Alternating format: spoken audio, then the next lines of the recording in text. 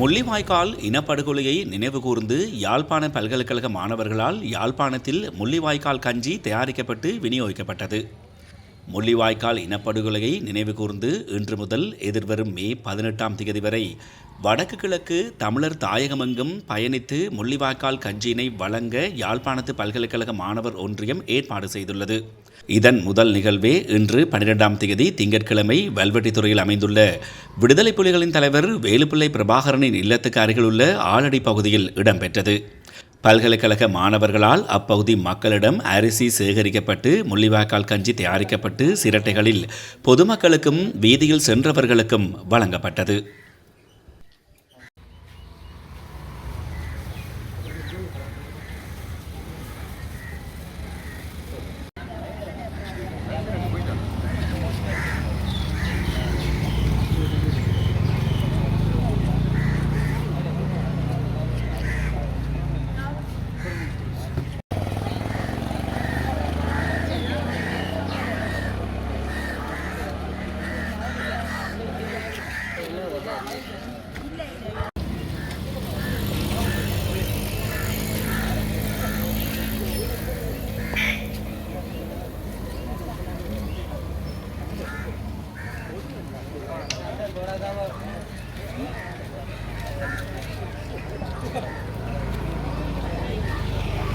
Yeah.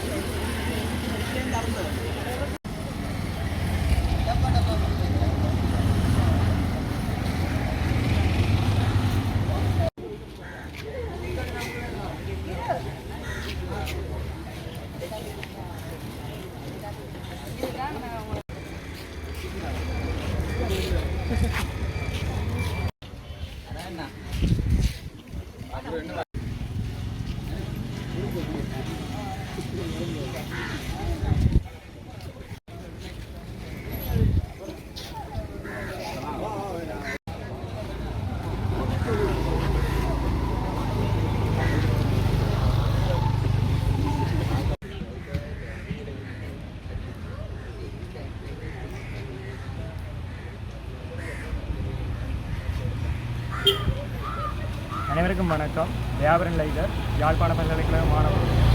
அந்த வகையில் இன்றைக்கு நாங்கள் வல்வெட்டித்துறை மண்ணில் எங்களுடைய உயிரிழந்த உறவுகளுக்காக அவர்களை நினைவுகூறும் முகமாக, அவர்களுடைய நினைவுகளை கடத்தும் முகமாக முள்ளிவாய்க்கால் கஞ்சியினை காட்சி இந்த மக்களுக்கு பரிமாறி எங்களுடைய உறவுகளை நினைவுகூறுவதற்காக இந்த மண்ணில் ஒன்றை கூறியிருக்கிறோம்.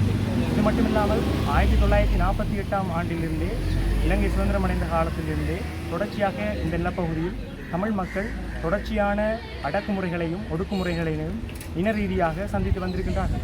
அந்த வகையில் அதன் உச்சக்கட்டமாக 2009ஆம் ஆண்டு மே காலப்பகுதியில் எங்களுடைய தமிழினம் உச்சக்கட்ட இனப்படுகொலையை முள்ளிவாய்க்கால் நிலப்பகுதியில் சந்தித்தது. அதன் தொடர்ச்சியாக இன்றளவும் கட்டமைக்கப்பட்ட இனப்படுகொலைகள் இந்த நிலப்பகுதியில் தொடர்ந்து நடைபெற்று கொண்டிருக்கின்றன.